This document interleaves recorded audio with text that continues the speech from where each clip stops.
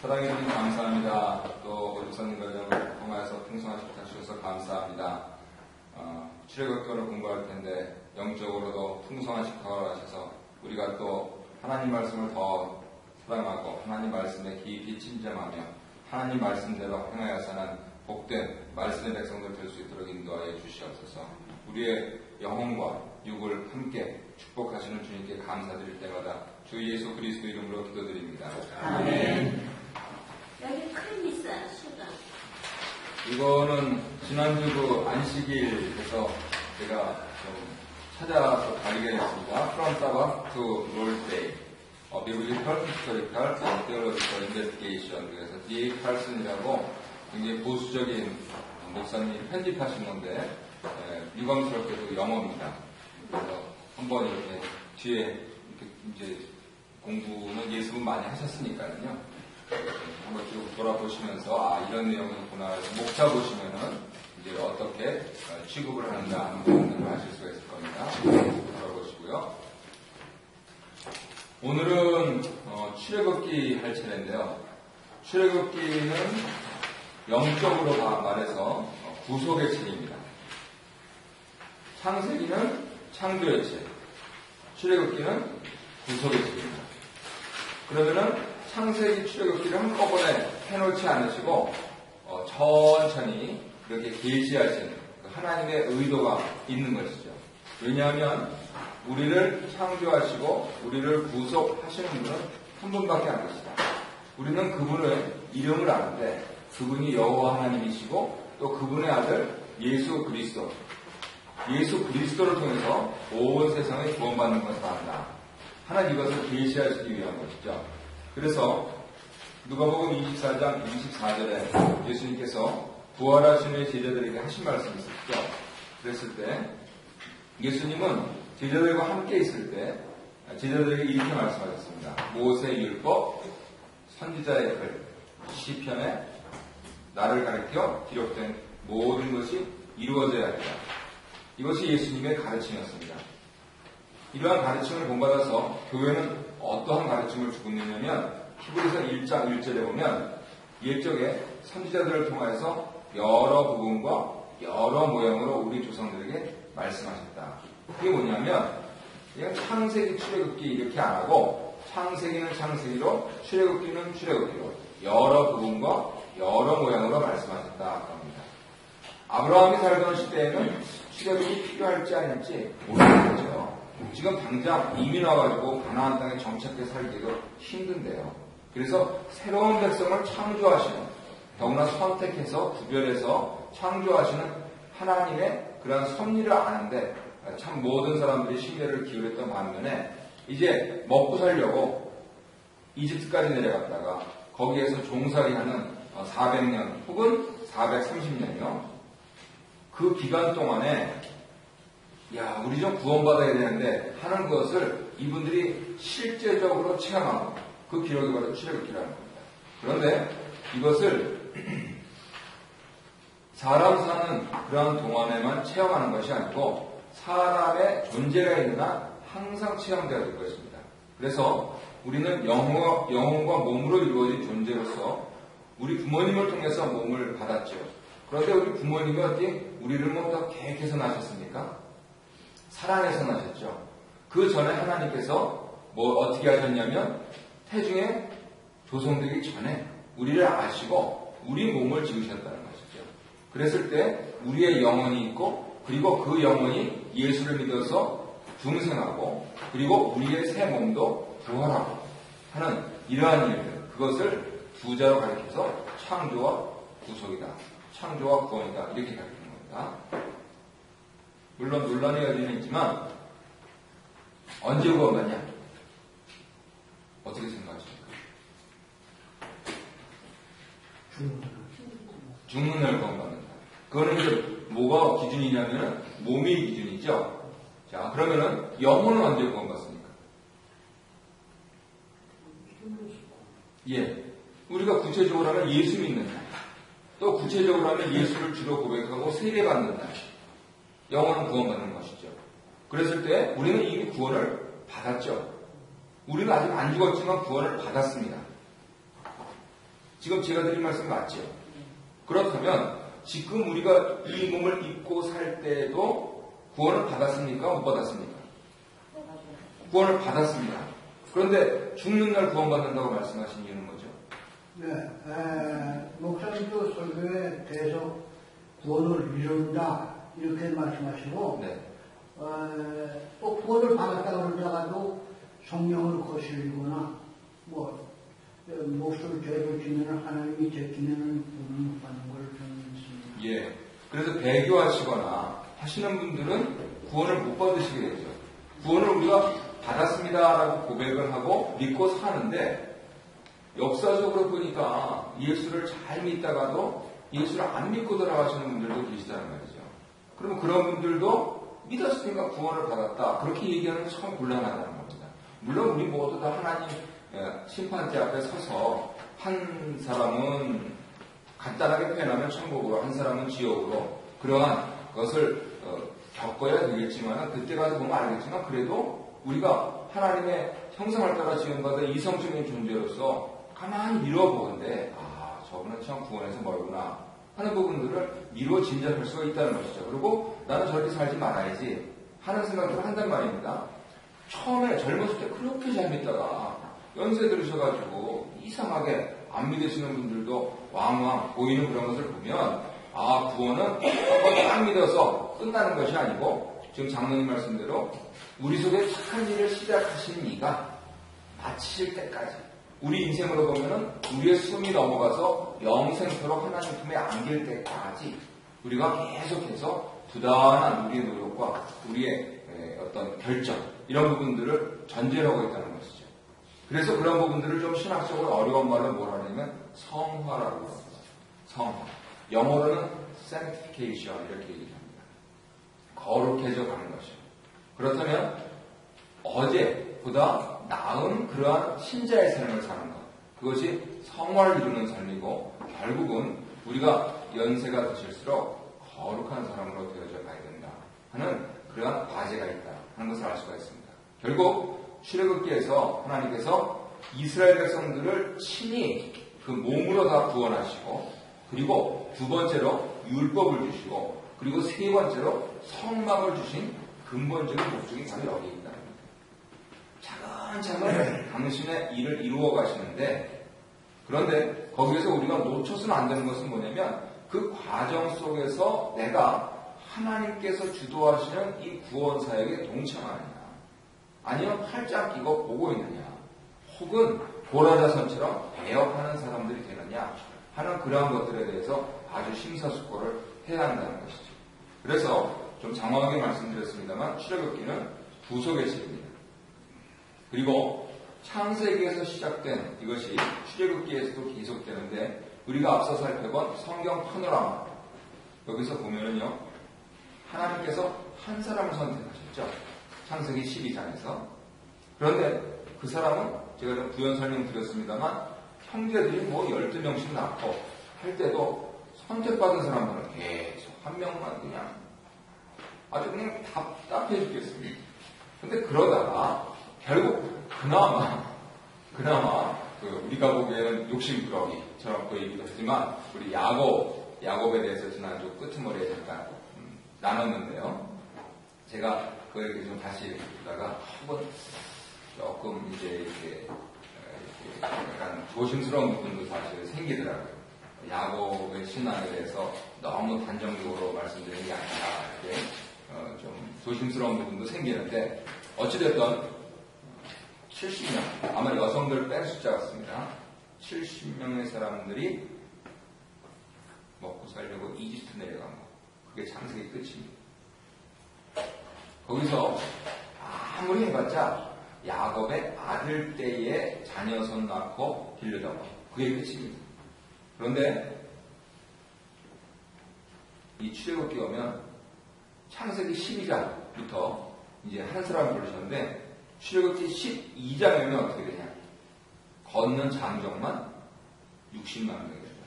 그래서 우리가 지난번에 공부한 파노라마에서는 이것을 승법 반식이다 이렇게 표현했습니다. 2 곱하기 2가 아니고 2의 좌승, 3의 좌승, 4의 좌승. 그러니까 어떻게 나갑니까? 1, 4, 8. 그렇게 나갑니까? 네. 1, 4, 8, 16, 1, 4, 16, 9, 3, 3은 9, 4, 4, 16. 승법이고요. 네. 1, 4, 9, 16, 25, 36 이렇게 나갑니다.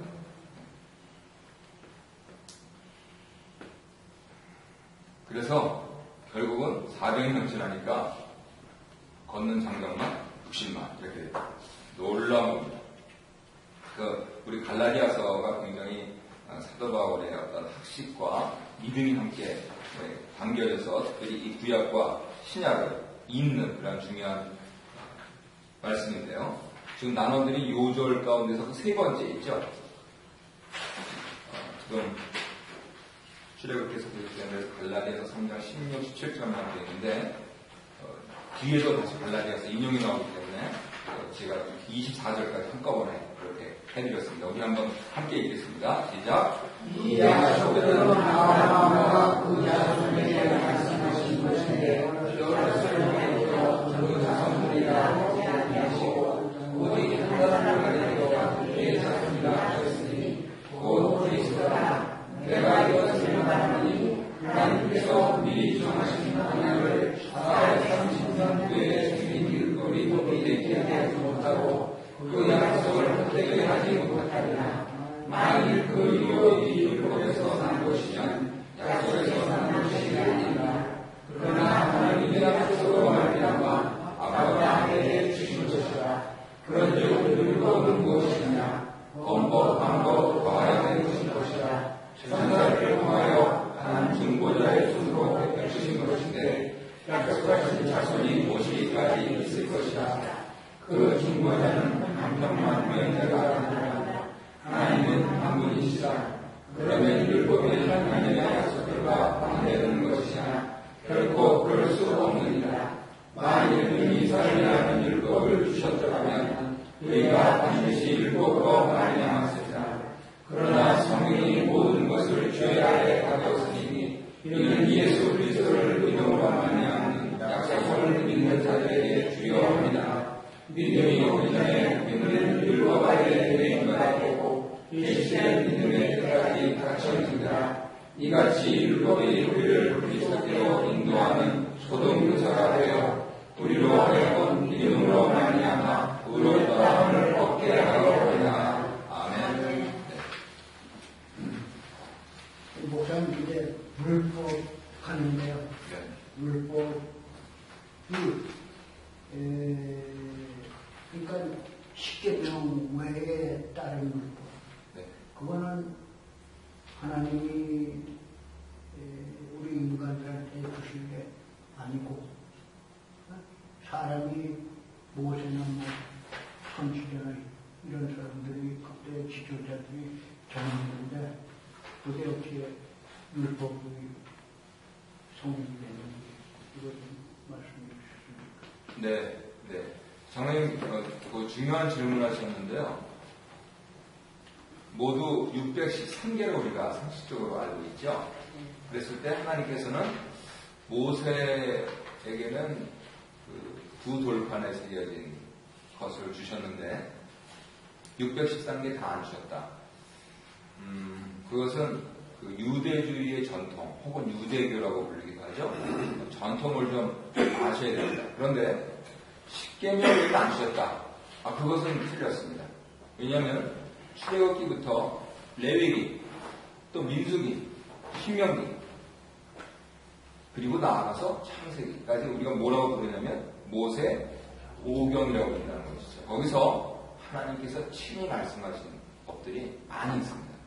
그런데 그걸 다 세보면 613개냐? 뭐 저도 안 세봐서 모르겠습니다만 유대인들이 그렇게 조문으로 613개를 만들어서 지키는 데는 지금 장로님 말씀하신 대로 조상들의 전례가 있습니다. 그래서 옛날부터 모세 오경에 나와 있는 토라라고 하죠. 토라에 있는 율법들, 이 부분들을 상세하게 그리고 때로는 상황에 따라서 맞춘 그러한 현명한 경전들이 있습니다. 그것을 크게 두 개로 나누는데요. 하나는 미시나. 거기다 좀 적으시고 인터넷으로 한번 쳐보시면 됩니다. 미시나. 그 다음에 미드라시 이렇게 합니다. 그래서 그 전통에서 우리가 흔히 유대인들의 지혜서라고 하는 탈무드가 나왔습니다. 그런데 이 미시나 미드라시를 통해서 결국 우리가 흔히 613개라고 알고 있는 그 바리새인들의 조문 이런 부분들이 이제 완성이 된 것이죠. 그래서 거기서 뭐 힐레하니 뭐 이런 부분들이 또 나오는데요. 그건 너무 복잡해서 우리가 알 필요는 없고요. 그래서 우리들이 마치 하나님의 말씀이 아니다라고 하는 뉘앙스를 가지고 613개가 하나님 직접 주신 게 아니다라고 말할 수는 없습니다. 그렇지만 그 가운데서 예를 들어서 부녀자는 바늘을 안식일에는 식탁에서 어디로 옮기지 못한다. 안식일은 거룩한 날이니까. 이러한 조문들까지 세세하게 구속받을 필요는 없습니다. 지금 드리는 말씀 이해하시죠?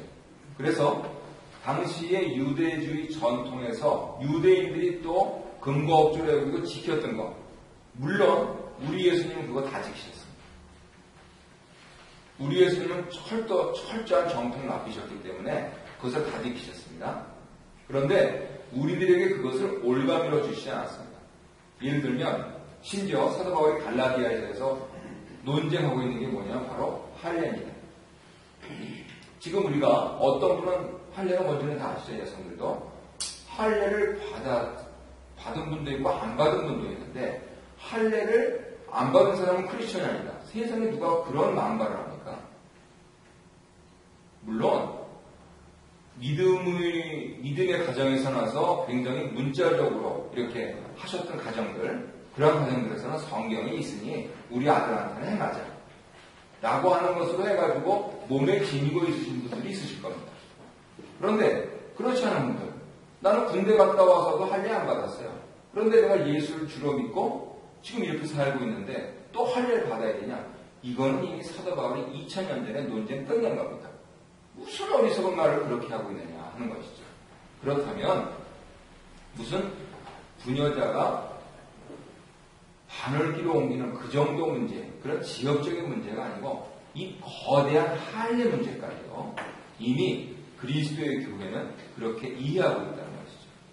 그래서 613개 조문을 다 지키신 예수님께서 예수님의 제자들에게 하신 말씀, 더구나 예수님의 제자들에게 직접 하신 게 아니고 젊은 반원이 와서 율법학자가 와서 이렇게 물을 때 하신 말씀, 결국은 이 계명의 정신이 뭐냐? 그것을 뭐라 하셨습니까?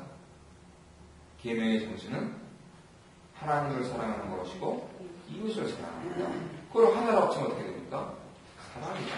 그럽니다. 그래서 신약에서는요, 그것을 거꾸로 받아가지고 그리스도교의 계명은 사랑입니다. 그런데 그 사랑을 어떻게 할 것이냐? 부부간의 사랑은 이렇게 해요. 또 형제간의 사랑은 이렇게 해가지고 무려 1500개나 있습니다. 그래서 유대인의 율법의 문제가 아니고요, 신약의 계명들, 이것들 엄청납니다. 그래서 우리가 날마다 묵상해야 되는 것이 하나님께서 나한테 기대하시고 내가 그리스도인으로 살라고 명하신 그것을 혹여라도 몰라서 지나칠까봐 날마다 묵상하는 것이죠. 오늘 묵상 말씀을 보면은 그러한 계명들을 찾을 수 있습니까? 예, 찾을 수 있습니다. 대표적으로 무엇입니까? 거룩한 것과 속된 것을 구별해야 된다는 겁니다. 거룩한 것이 무엇입니까? 거룩한 것은 하나님께 드린 겁니다. 속된 것은 무엇입니까? 속된 것은 사람들, 특히 나와 나의 가정, 나의 이웃을 위해서 쓰는 겁니다. 하나님께 드린 것과 나와 나의 가정, 나의 이웃을 위해 쓰는 것을 섞어버린다. 그러면 하나님 계명을 어기게 되는 것입니다. 그래서 그렇게 적용해서 사시면은, 내가 하나님께 드린 것은 범하지 말아야지. 이것만 하면 하나님께서 만세 복을 나한테 내려줄 텐데, 이러한 자세로 살면요 전혀 문제 없습니다. 고민될 것도 없고요. 그리고 그냥 하나님께 조금 더 드리면 더 드리지 내가 왜 이거 내가 옮겨주려고 하다가 이렇게 고민스럽게 사나 하는 그러한 삶을 사실 수가 있는 것이죠. 저는 대답이 좀 되셨는지 모르겠네요. 근데 지금 이 목법, 헌법이 있고 부칙이지 않습니까? 여자는 하나의 법을 하기 위해서는 세부채식이 나오지. 그런데 이제 세부채식은 말씀하신 대로 그거를 목법을 지키기 위한 실천 상황인데 이거는 제가 볼 때는 그새 사람들이 이스라엘 그 전통이라는 게 바로 그런 거 아니겠습니까? 예. 전통 유전이라는 게 그 목법을 지키기 위한 이러니까 이기니까 이걸 지켜야 돼 이렇게 하는 거라. 이렇게 법을 만들고 이런 형태가 그런 그런 요소들이 있습니다. 그래서 이제 힐레 전통이라고 대표적으로요. 그리고 사도 바울 자신도 그 전통에서 가말리엘 문화다 이렇게 하는 게 그 전통에서 있다고 그런 뜻이었습니다. 그래서 우리가 그걸 지키지 말아야 된다 그렇게 말하지 말고 또 예를 들면은 이렇게 아주 제가 극단적으로 표현해서 말씀드리겠습니다. 제가 총회에 이제 우리 지금 교회 노회 가입하는 것 때문에 준비하고 있는데 오늘도 또 큰교회 목사님 또 가까이 인사드리러 가야 되는데 제가 이제 교회가 만약 가입이 되면은 제가 가입이 돼야 됩니다. 그런데 이구동성입니다. 제가 총실을 나왔기 때문에 이쪽의 캐나다 장로교에서 그 총회 관계자들이 알아본 결과는 남자 목사님 2분, 여자 목사님 2분이 나오죠. 동시고요. 남녀 평등이니까요. 그런데 특히 여자 목사님들이 총실 나온 사람들한테는 반드시 질문하는 게 있어요. 어떤 거 같으세요? 예상되는 질문이 뭐 같으세요?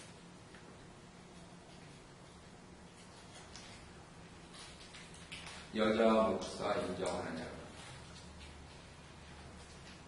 심지어는요, 저희 총회장을 지내신 목사님은요, 죄송합니다만, 소위 말해서 인터넷 찾지만 기저귀 발언이라는 걸 했어요. 어딘 그거를 해가지고 강단을 올랐습니다. 그런 물상식한 발언을 했어요. 그걸 다 알고 계시는 거예요, 이분들이. 캐나다 사람들이. 그래서 총신 나가셨어요. 학교는 뭐 보수적이고 좋은데, 그런데 당신의 입장은 어떻어요? 이걸 아주 그냥 쥐잡듯이 잡는 겁니다. 그러면은,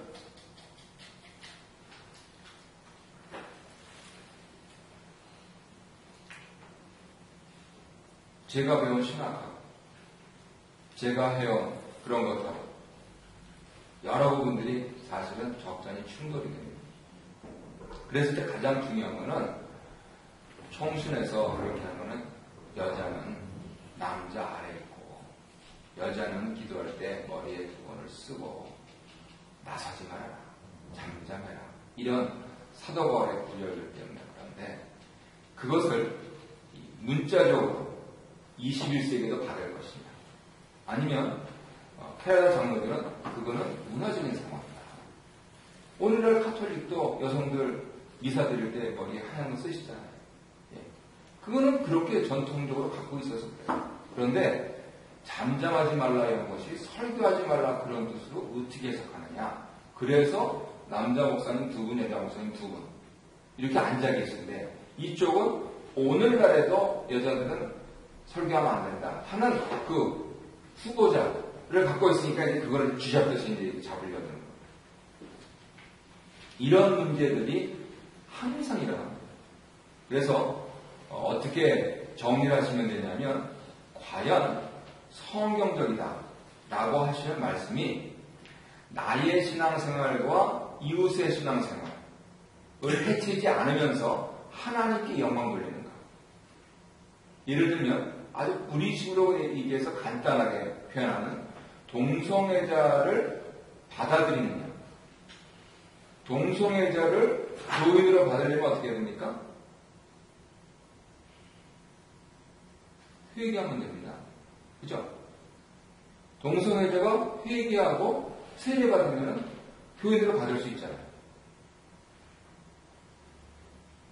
들어서 안 되나요? 회개한다고 동성애 하는 사람이 안 하는 건 아니잖아요. 회개한다는 것은 이제 자기는 벗어났다는 뜻이니까요.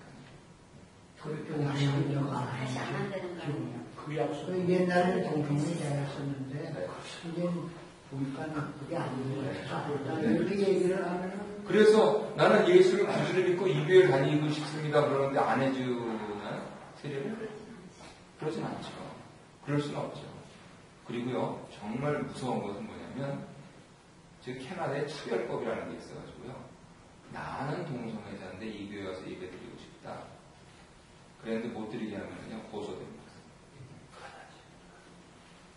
우리가 그냥 도망가야 돼요.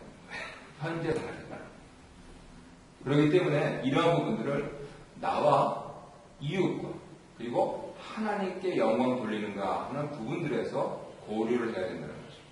그래서 우리가 335모에서 개인적으로 의사를 나누실 때는 강한 의견을 말씀하셔도 상관없습니다만 적어도 공공의 회의 이런 데서는 캐나다에서는 정말 조심해야 됩니다. 그래서 그런 차원에서 이 성경적으로 이렇게 받아들이는 그런 부분들이 혹은 문화적일 수도 있고요. 혹은 상황적일 수도 있고요. 혹은 문자적일 수도 있습니다.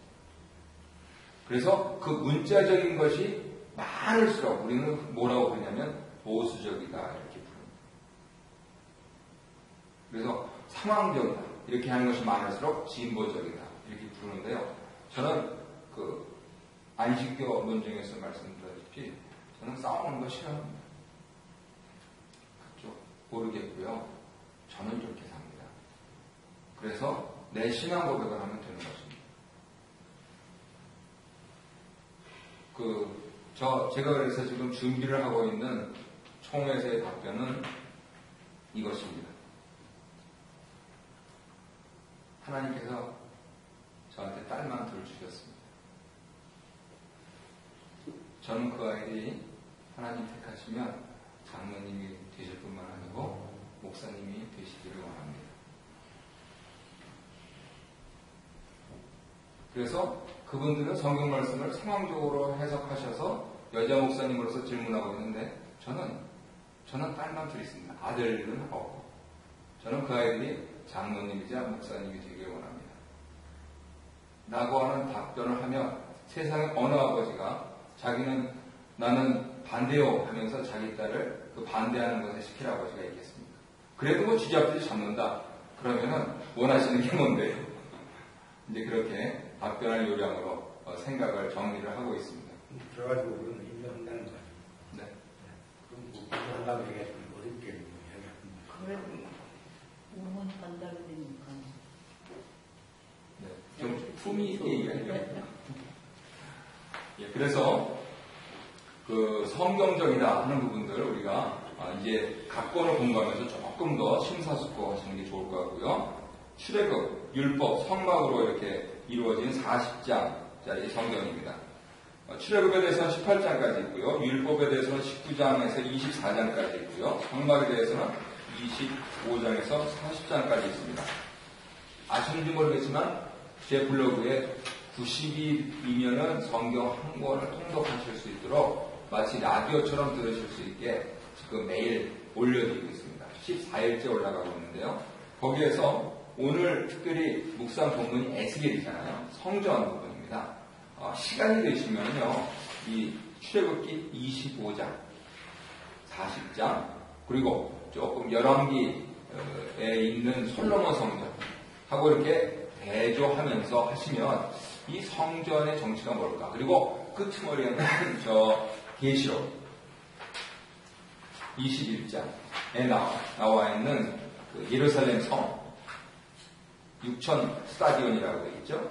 이런 부분들을 비교하시면요, 하나님께서 어떻게 성전 개념을 가지고 계시를 발전시키시는가 하는 것을 아실 수가 있습니다.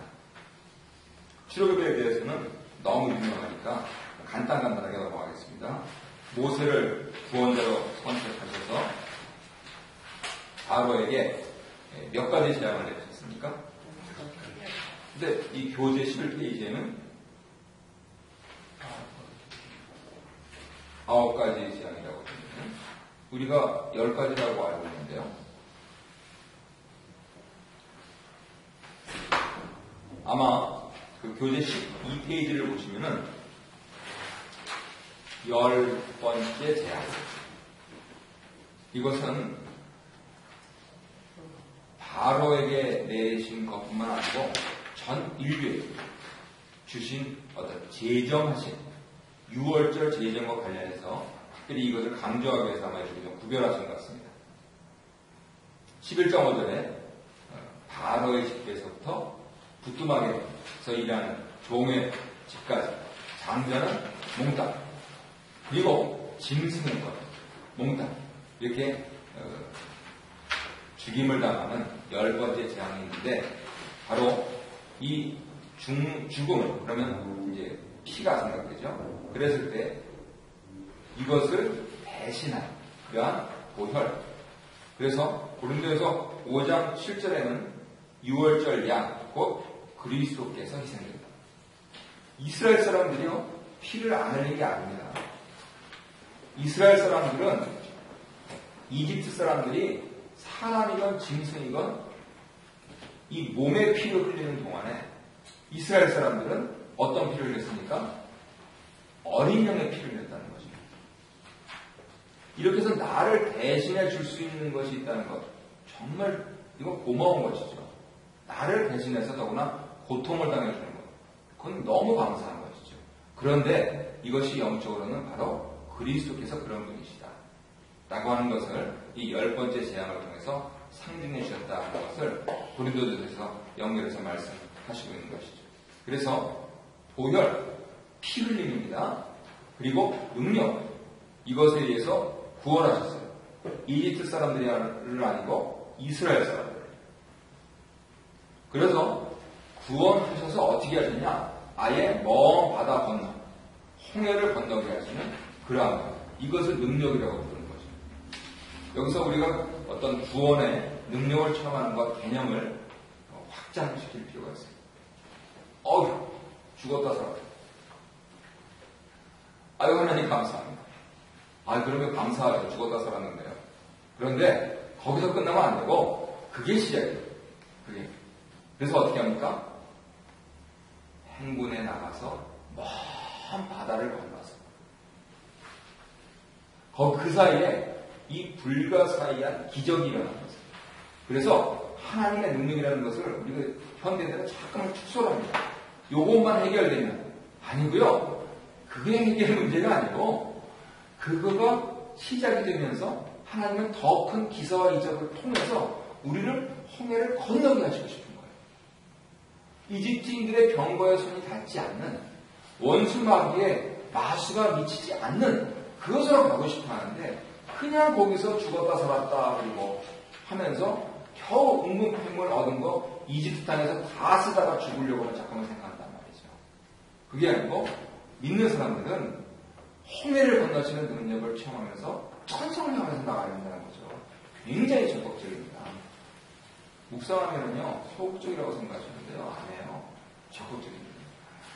하나님 몰아치실 때는요 정말 발 안 보이게 빠르게 갑니다. 하나님 안 움직일 때는요 바위처럼 꿈쩍도 안 합니다. 그게 말씀이 가는 곳에 내가 가고 말씀이 서는 곳에 내가 선다는 겁니다.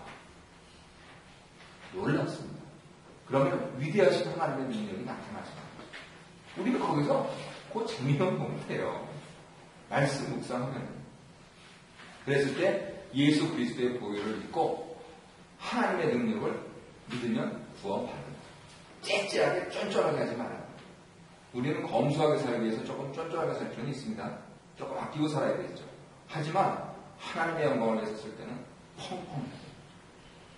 그것이 부흥에 올리고 그것이 하나님의 능력을 제한하지 않는 사람의 시선입니다. 그래서 신의 산으로 이제 인도하시죠. 15장에서요. 그리고 또 여기서 심지어는 참 재미난 표현도 나오는데 출애굽기는 아닌데 우리 정력이 떨어졌다. 이 사람들이 광야 생활하면서 옛날에 노예 생활할 때는 큰 가마에서 그냥 펄펄 끓이면서 거기서 고기는 몰라도 국물이라도 얻어먹고 또 신기하게도 부추니 마늘이니 이런 게 나옵니다. 그런 거 양념, 간장 양념 다 넣었는데 이게 이게 뭐냐. 그래가지고 우리 정력이 떨어져요. 참 할 말 없을 것 같아요. 그렇죠. 뭐 양념 구할 때가 있나요? 맛이 없다고 그랬는데 뭐라고 또 하겠습니까? 고기를 줘도 물을 줘도 빵을 줘도 맛이 없다고 그랬는데 뭐라 하겠습니까? 그래서 참 할 말이 없는 그러한 것을 보는데 그것이 시작되는 이 신의 산으로의 인도로 이제 되는 것이죠. 그리고 거기서 이제 반석을 치시는데 이 뒤에 모세할아버지가 실수하시는 능력이 아니고요. 저 행위가 아니고요. 이 목말라 죽을 고비가 되어 있는 그러한 것에서 우리 생수 되신 예수님을 영상시키는 그러한 출애굽 과정에서 반석이 나옵니다. 그래서 이상으로 출애굽은 간단하게 정리하고요. 율법은 19장에서 24장까지 있는데 계명, 특별히 이 교리에 따라서 윤리적으로 사는 것, 이것이 19장, 20장에 있습니다. 그리고 사회적으로 사는 것, 21장에서 23장에 있고요. 종교적으로 사는 것, 이것이 24장에 있습니다. 다시요. 윤리는 19, 20. 바로 유명한 십계명장이죠. 그 다음에 사회는 21, 23. 종교는 24. 이렇게 되어 있습니다. 그렇다면 여기서 굉장히 중요한 거를 정리해 놓으셨는데 13페이지에 율법이 주어진 이유가 뭐냐. 그것은 의와 불의의 기준이 된다는 것입니다. 두 번째로 죄를 깨닫게 해주고 규명해 준다는 것이죠. 그리고 세 번째로 하나님의 거룩하심과 능력을 보여준다는 것입니다. 율법을 다 지키면 구원받습니까?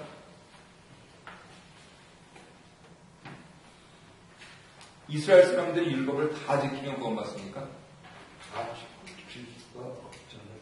예. 우리는 그것을 역사적으로 알고 있지만요. 우리한테 하나님께서는 이스라엘 사람들한테 어떻게 말씀하셨습니까? 율법을 지키라. 네가 살리라 하셨습니다. 그러면 율법을 지키면 삽니까? 구원받습니까?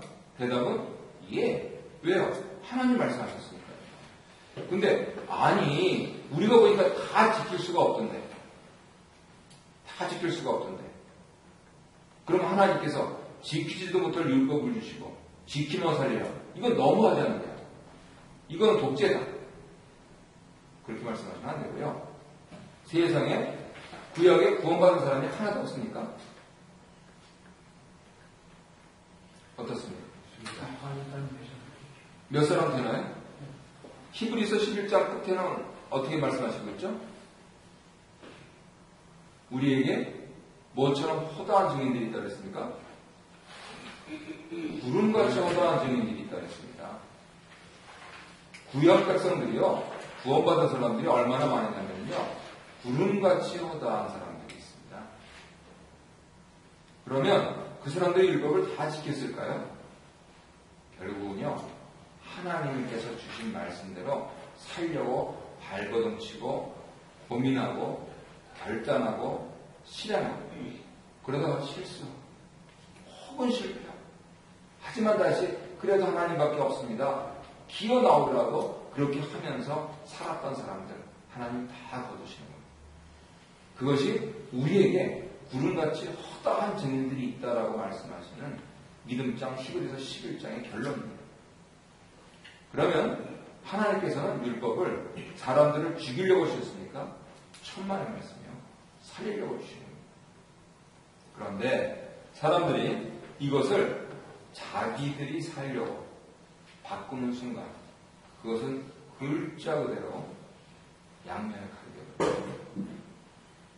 내가 남을 정죄하는 잣대로 쓰는 순간 그 칼끝이 누구를 겨누느냐? 나를 겨눈다. 하나님은 사람을 살리려고 율법을 주셨는데 사람은 사람을 죽이려고 율법을 사용한다. 그러면은 이것이 잘못 사용하는 거가 되잖아요. 그래서 예수님께서 아까 초반에 말씀드렸다시피 계명을 어떻게 정리했습니까? 하나님을 사랑하는 것이고 이웃을 사랑하는 것이고 한마디로 하면 서로 사랑하는 것이다. 이렇게 말씀하셨습니다. 그래서 털어서 먼지 안 날 사람 없습니다. 하지만 우리는 하나님 한 분을 의지하고 따르면 반드시 구원받습니다. 우리는 예수를 믿기만 하면 반드시 구원받습니다. 내가 지금 사랑 못해도 하나님 그래도 나 사랑하고 살아야 되지요? 라고 하면서 오늘 밤 자면서 또 결심하고 내일 일어나서 또 말다툼을 할지라도 그래도 또 하나님 우리를 사랑하면 살아야겠지요? 하면서 고민하면서 몸부림치면서 살면은요 하나님께서는 반드시 구원하실 줄 믿는 것이죠. 내가 잘나서가 아니고요 하나님이 구원하시기 때문에 그렇습니다. 그래서 율법은 구원받기 위한 조건 아니고요 구원받은 사람들이 너무 감사해서 그대로 행하는 하나님의 계명입니다. 이 말장난처럼 들리십니까?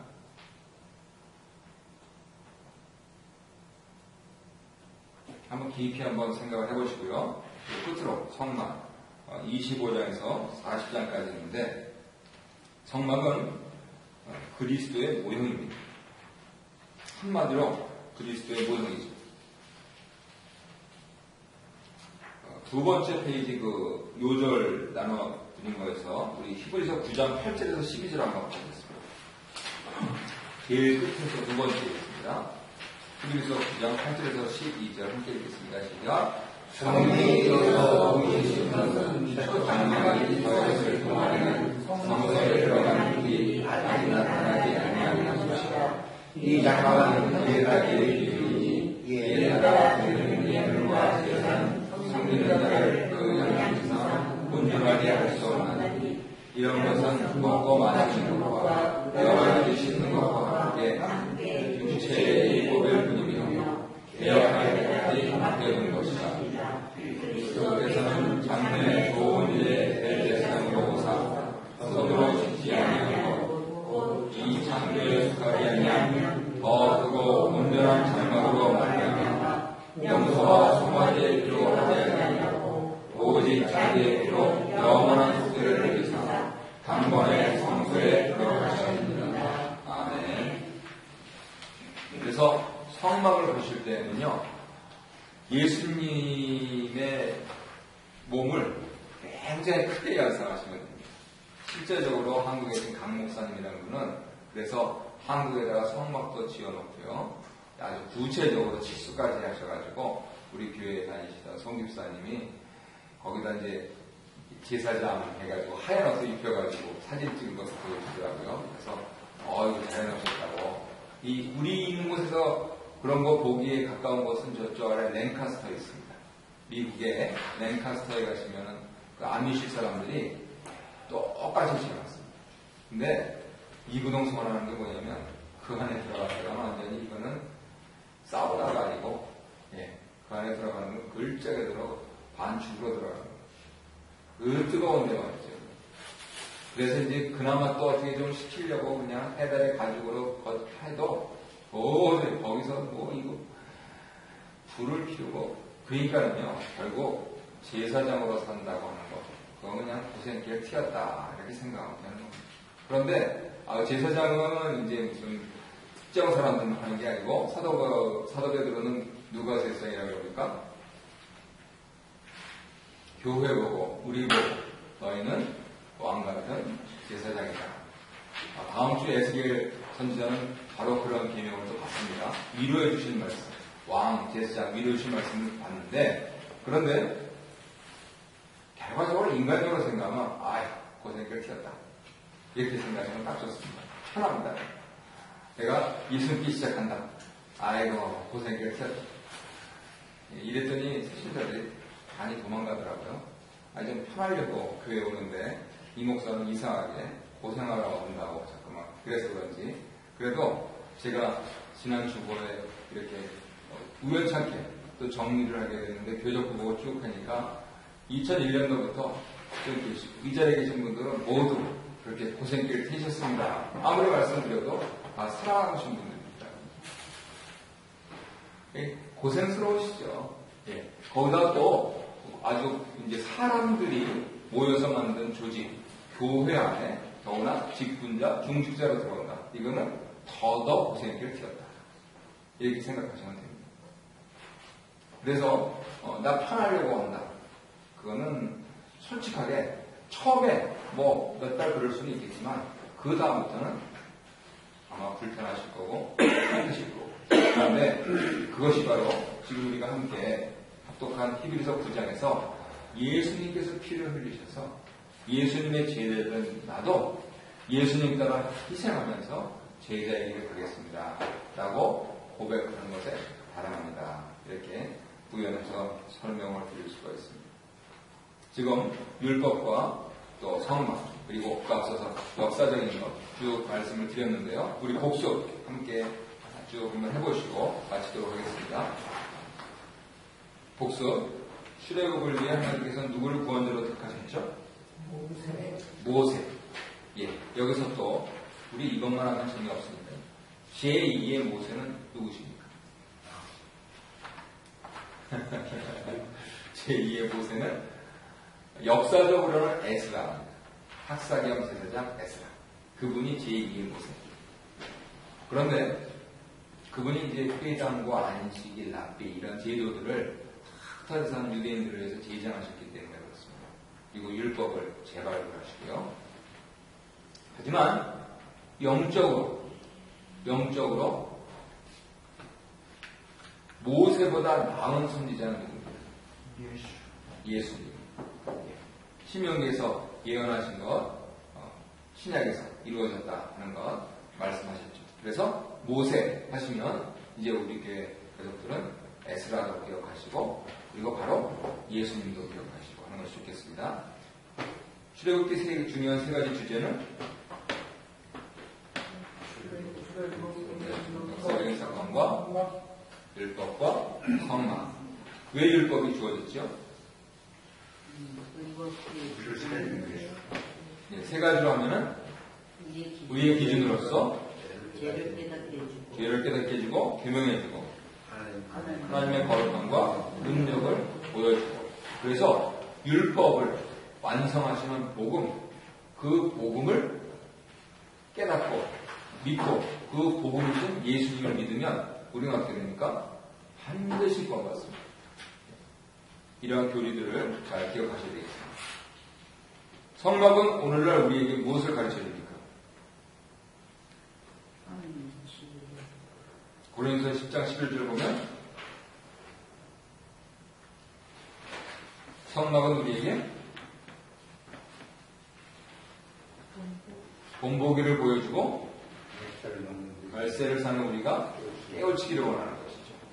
그래서 오늘 성막 말씀하시는 것도 다시 한번 보십시오. 조금 본문이 길긴 하지만은 하나님께서 무엇을 목적으로 해서 하실까? 이거 무슨 그 실수도 이해가 잘 안 되죠. 방향도 이해가 잘 안 돼요. 그래서 그런 차원에서는 또 인터넷이 좋습니다. 이거 좀 찾아보시면서 우리가 깨우치기 위해서 바로 하나님 백성과 함께 하나님께서 거하시며 인도하시는 그러한 것으로서 성막이 있는데 끝으로 사도 요한이 특별히 그 부분들을 강조하셨는데요.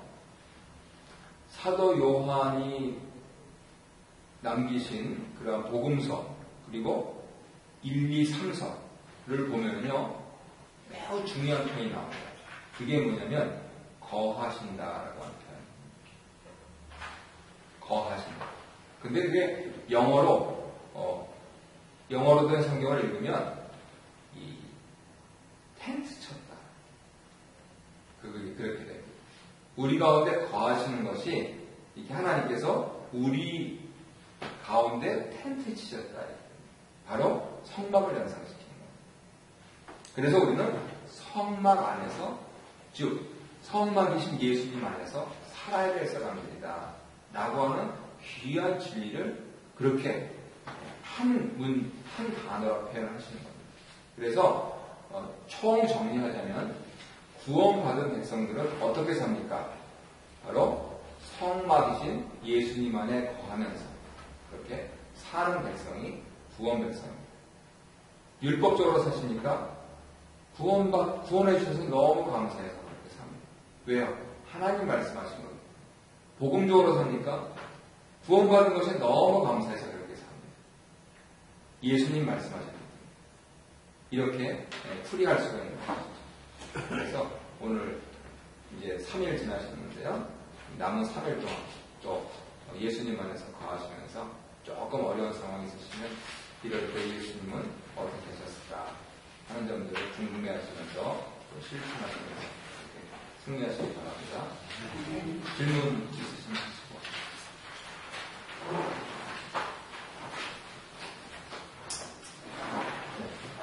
없으시면은 오늘부터는 주기도문으로 마치겠습니다. 함께 주기도문 드리겠습니다. 하늘에 계신 우리 아버지여, 이름이 거룩하게 여겨주시오며 나라의 마옵시며 뜻이 하늘에서 이룬 것 같이 땅에서도 이루어지이다. 오늘날 우리에게 일용할 양식을 주옵시고 우리가 우리에게 죄 지은 자를 사하여 준 것 같이 우리 죄를 사하여 주옵시고 우리를 시험에 들게 하지 마옵시고 다만 악에서 구하옵소서. 내게 나라와 권세와 영광이 아버지께 영원히 있사옵나이다. 아멘.